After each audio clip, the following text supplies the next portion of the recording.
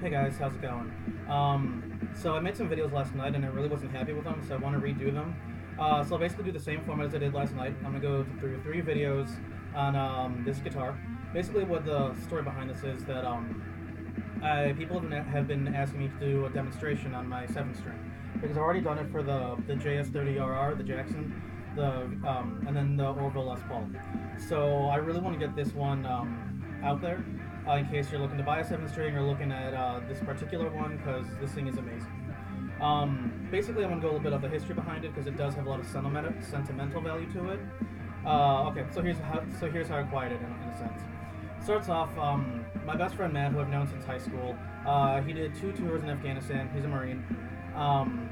Basically, him and me like get along great, and we both play guitar, we both play metal, blah blah blah. So essentially, he actually got me this guitar. Don't know why, but you know what? Thank you. Essentially, it's pretty much like a token of our friendship, as cheesy and cliche as that sounds. But I love it to death, honestly, and it's easily my favorite guitar right now. So I'm gonna go over the specs a little bit. Basically, it's a Dean RC7X, 7 string, obviously. So I'm gonna start off with the headstock here. It's Grover locking tuners. It holds tuning great. I mean, it can stay in tune for a week or more, and with no problem. As we move down, I have a little piece of cloth right here, just because the open notes, especially on the low A string, it really gets in the the volume gets a little bit too overtony. So I try to suppress it a little bit. It's a 25.5-inch scale neck, which is actually technically a little bit smaller than most 7 strings. Usually they're around 27.5, 28, and 8 strings are around 30. It's an ebony fretboard with a maple neck. For the most part, there's really no markings except for the rusty Cooley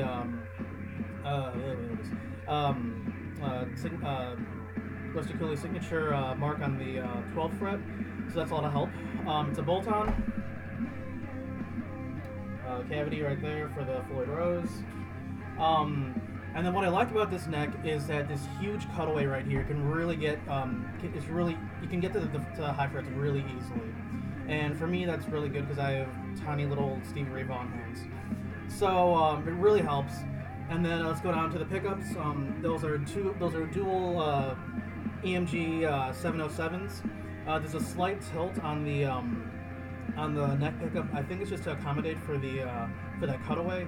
And I've heard myths that it actually does some good things for the tone. Honestly, the neck pickup is incredible. I've never played a creamier pickup than that. And usually, to be honest, I'm not a huge fan of active pickups, but these things really get the job done. Going down, it's got a Floyd Rose 1000, which means it's the Korean version of it. And as far as like hardware goes, it's honestly, it's pretty simple. It's only one volume knob and a 3-way toggle. So it's simple. I mean, I'm not too big on trying to like get like too many tones out of a guitar. Pretty simplistic when it comes to this type of stuff. I mean, I don't even have any pedals hooked up right now. Well, okay, fine. I have the channel switcher for the amp. That's about it. So basically what I want to do is go over the different sounds. This video after this, I'm going to try to get a lot of the metal stuff out of the way because this is mostly a metal guitar. I'm going to be utilizing that low A string and a lot of the bottom 3, bottom 4 strings. And because on the last video, I really want to get some more like some E standard stuff going, because I mean the rest of the guitar it's tuned A E A D G B E. So I really want to get that higher stuff, things that you wouldn't normally get out of a 7 string. So just bear with it, and then yeah. So let's do it. I'll make another video in a second, and I'll put it up.